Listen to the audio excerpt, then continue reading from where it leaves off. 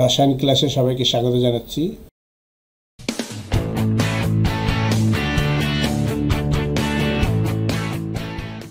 দেখো, তড়িৎ রসায়নের দুটো অংশ, একটাকে আমরা বলছি তড়িৎ বিশ্লেষণ অংশ আর একটা গ্যালভানিক কোষ।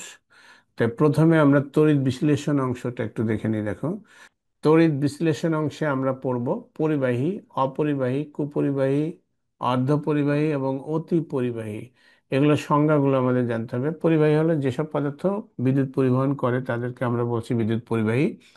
যারা বিদ্যুৎ পরিবহন করে না তাদেরকে আমরা বলছি যে অপরিবাহী। এরা আবার বিদ্যুৎ পরিবহনে বাধা সৃষ্টি করতে পারে। যারা সামান্য পরিমাণে বিদ্যুৎ পরিবহন করে বা বাস্তবে বিদ্যুৎ পরিবহন করে না তাদেরকে আমরা বলছি কুপরিবাহী। যারা একটা নির্দিষ্ট তাপমাত্রায় যে বিদ্যুৎ পরিবহন করে তাদেরকে আমরা বলছি অর্ধপরিবাহী। আর অতি পরিবাহী জিনিসটা হলো যাদের বিদ্যুৎ পরিবহনের সময় কোনো রোধ থাকে না, অর্থাৎ রোধ শূন্য থাকে, তাদেরকে আমরা বলছি যে অতি পরিবাহী। এখানে আমরা পরিবাহীকে দুটো ভাগে ভাগ করছি, একটাকে আমরা বলছি ধাতব পরিবাহী, একটা তড়িৎ বিশ্লেষ্য পদার্থ। আচ্ছা, ধাতব পরিবাহী এবং তড়িৎ বিশ্লেষ্য পদার্থের ভিতরে কিছু পার্থক্য আছে, পার্থক্যগুলো দেখে নাও একটু। ইলেকট্রন প্রবাহের মাধ্যমে বিদ্যুৎ পরিবহন করে ধাতব পরিবাহীতে, আর তড়িৎ বিশ্লেষ্য আয়নের মাধ্যমে বিদ্যুৎ পরিবহন করে। এছাড়াও আহ, ধাতব পরিবাহীগুলো সাধারণত ধাতু বা গ্রাফাইট, আর তড়িৎ বিশ্লেষ্য পদার্থগুলো আয়নিক যৌগ, শান্ত আয়নিক যৌগ, যারা শুধুমাত্র গলিত বা দ্রবণেই বিদ্যুৎ পরিবহন করে, অন্য কোনো সময় বিদ্যুৎ পরিবহন করে না। ধাতব পরিবাহীর ক্ষেত্রে যেমন আমরা তাপ দিলে এখানে রোধ বেড়ে যায়, আর তড়িৎ বিশ্লেষণের ক্ষেত্রে কিন্তু তাপ দিলে রোধ আরো কমে যায়। তড়িৎ বিশ্লেষণ বিষয়ক ফ্যারাডের প্রথম সূত্র দেখো সবাই। তড়িৎ বিশ্লেষণের ফলে কোন তড়িৎদ্বারে সংঘটিত রাসায়নিক বিক্রিয়ার পরিমাণ, রাসায়নিক বিক্রিয়ার পরিমাণ মানে এখানে উৎপন্ন পদার্থ হতে পারে বা ক্ষয়প্রাপ্ত পদার্থ হতে পারে, সেই পদার্থটা আমরা যে বিদ্যুৎটা চালনা করেছি সেই বিদ্যুতের সমানুপাতিক। দেখো, যে আমরা যদি কোনো পরিবাহের ভিতর দিয়ে কিউ কুলম্ব বিদ্যুৎ পরিবহন করি এবং এখানে অ্যানোড যদি ক্ষয়প্রাপ্ত হয় কতটুকু ডব্লু, আর ক্যাথোড যদি আমরা, দেখো এখানে আমরা বলছি যে অ্যানোড যদি আমাদের এখানে ক্ষয়প্রাপ্ত হয় ডব্লু, বা ক্যাথোডে যদি জমা হয় ডব্লু পরিমাণ, তাহলে আমরা এখানে বলছি যে ডব্লু প্রপোর্শনাল টু আমাদের এখানে হলো কিউ। কিউটা হলো বিদ্যুতের পরিমাণটা। আমরা এই প্রপোর্শনালিটি চিহ্নটা তুলে দিয়ে আমরা এখানে সমান চিহ্ন দিতে পারি, এবং এখানে আমরা একটা সমানুপাতিক ধ্রুবক ব্যবহার করতে পারি যেটা জেড। পরবর্তীতে জেডটাকে আমরা বলবো তড়িৎ রাসায়নিক তুল্যাঙ্ক, ইলেকট্রোকেমিক্যাল ইকুইভ্যালেন্ট। এটা নির্ভর করে কোন পদার্থ আমরা ব্যবহার করেছি, সেই পদার্থ, সেই পদার্থের যোজনী এবং সেই পদার্থের পারমাণবিক সংখ্যার উপরে কিন্তু এটা নির্ভর করে। ফ্যারাডের সূত্রের ব্যাখ্যাটায় আমরা আহ, যদি কিউ সমান, দেখো আমরা যদি এখানে এরকম কিউ সমান আমরা জানি আইটি, কিউ সমান কিন্তু আমরা জানি আইটি, অর্থাৎ আই হলো বিদ্যুৎ প্রবাহ মাত্রা, প্রতি সেকেন্ডে কতটুকু কুলম্ব বিদ্যুৎ পরিবাহিত হয়েছে সেটা, আর টিটা হলো সময়। তাহলে সেক্ষেত্রে আমরা এটা লিখতে পারি, খেয়াল করে সবাই, যে সেক্ষেত্রে আমরা লিখতে পারি এখানে হলো, দেখো ওটার পরিবর্তে আমরা আইটি লিখলাম। আমরা এখান থেকে জেড এর সংজ্ঞা দিতে পারি। কিভাবে জেড এর সংজ্ঞা দিব? জেড এর সংজ্ঞাটা আমরা দিব এভাবে, যে আমরা যদি এখানে আমরা আই সমান যদি আমরা 1 অ্যাম্পিয়ার ধরি, দেখো আই সমান যদি 1 অ্যাম্পিয়ার ধরি আর টি সমান যদি আমরা 1 সেকেন্ড ধরি, তাহলে সেক্ষেত্রে আমাদের ডব্লু সমান হবে, সেক্ষেত্রে আমাদের ডব্লু সমান হবে জেড। তাহলে আমরা 1 অ্যাম্পিয়ার বিদ্যুৎ যদি 1 সেকেন্ড ধরে প্রবাহিত করি, তাহলে যতটুকু পরিমাণ ক্ষয়প্রাপ্ত হবে সেই পরিমাণটাকে আমরা বলছি তড়িৎ রাসায়নিক তুল্যাঙ্ক। তা আমরা বলছি যে আমরা কিউ সমান যদি 1 ধরি, অথবা আমরা আই সমান যদি 1 অ্যাম্পিয়ার ধরি, তাহলে ডব্লু সমান আমাদের এখানে জেড পাওয়া যাবে।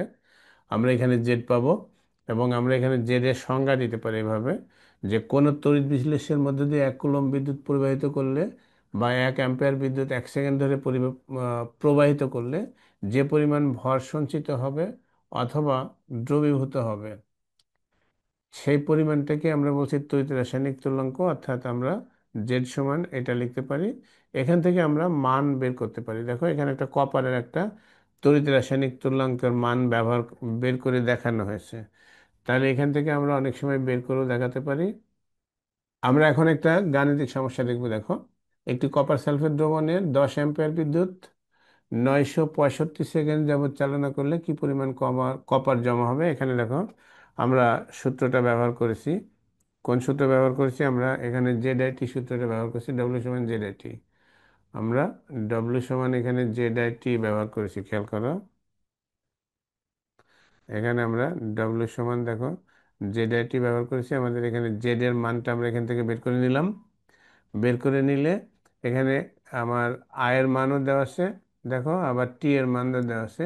তাহলে এখান থেকে আমরা কপারের পরিমাণটা আমরা এখানে পেলাম 3.177। এভাবে আমরা যে কোনো মান বের করতে পারি। এটা আমরা একটু দেখে নিই। কপার সালফেটের দ্রবণের মধ্যে দিয়ে যদি 2 অ্যাম্পিয়ার বিদ্যুৎ চালনা করি, তাহলে আমাদের 2.368 গ্রাম কপার সঞ্চিত হবে। তাহলে এখানে আমাদের সময়টা বের করতে হবে।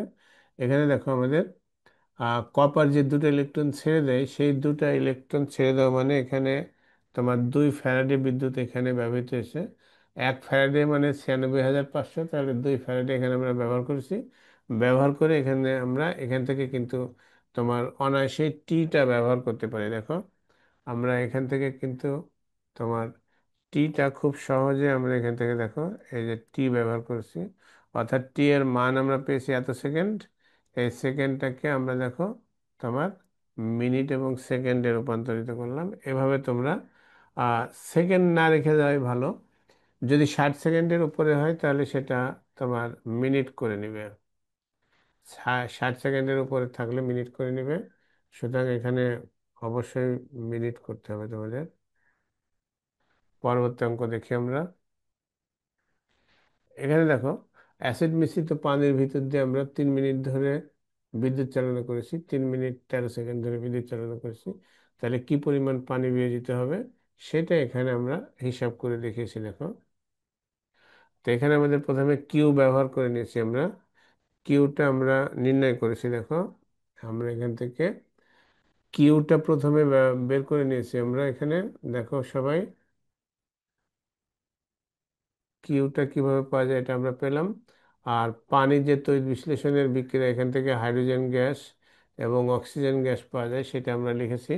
দেখো 1 মোল হাইড্রোজেন 1/2 মোল অক্সিজেনের সাথে বিক্রিয়া করে যে ইলেকট্রনটা আদান প্রদান হয়েছে, সেখানে আমরা দুটা ইলেকট্রন পাই এখানে।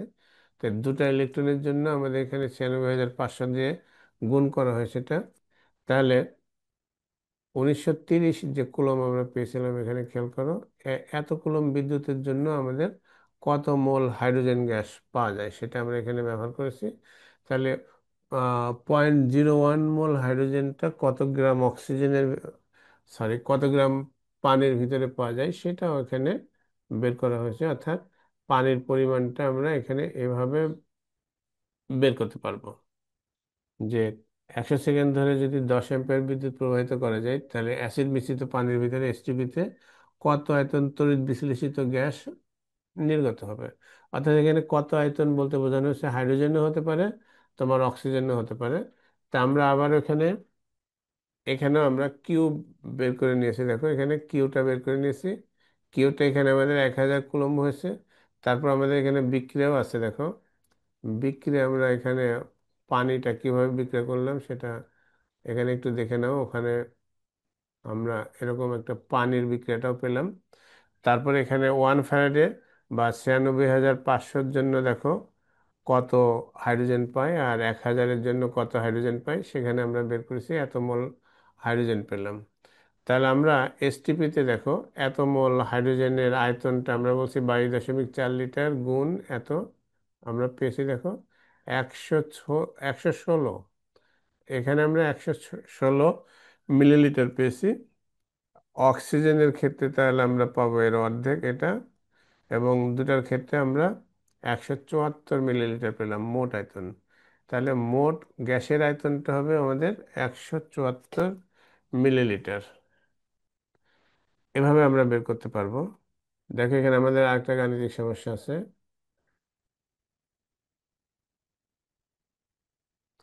আমাদের আরেকটা গাণিতিক সমস্যা আছে এখানে। তো এখানে বলা হচ্ছে যে কপার সালফেট দ্রবণের মধ্যে দিয়ে আমরা 60 মিলি অ্যাম্পিয়ার বিদ্যুৎ চালনা করেছি 40 মিনিট ধরে, তাহলে আমাদের সঞ্চিত কপারের পরমাণুর পরিমাণ আমাদের এখানে বের করতে বলা হয়েছে। কপারের পরিমাণ, সঞ্চিত কপারের পরিমাণ বের করতে বলা হয়েছে। তো এখানেও আমাদের দেখো, আমরা টি এর মানটা আগে বের করে নিয়েছি। লক্ষ্য করো, এখানে আমরা প্রথমে টি এর মানটা ব্যবহার করেছি। এখানে টিটা আমাদের আছে 40 মিনিট, তো এটা আমরা সেকেন্ডে রূপান্তরিত করে নিয়েছি, এত সেকেন্ড। আর আমাদের এখানে আছে দেখো মিলি অ্যাম্পিয়ার আছে, এটা মিলি অ্যাম্পিয়ার আছে, এটাকে আমরা অ্যাম্পিয়ার করে নিলাম। এরপরে আমরা এখানে আমাদের যে ফর্মুলা আছে কিউ আছে, কিউ থেকে আমরা এটা বের করলাম, কত ফ্যারাডে হয় সেটা আমরা এখান থেকে বের করে নিলাম, যে এত ফ্যারাডে। এরপরে আমরা কপারের বিক্রিয়াটা দেখো, কপারের বিক্রিয়াতে যেহেতু এখানে আমাদের আছে যেহেতু দুটা ইলেকট্রন, খেয়াল করে সবাই, এটা হলো দুটা ইলেকট্রন।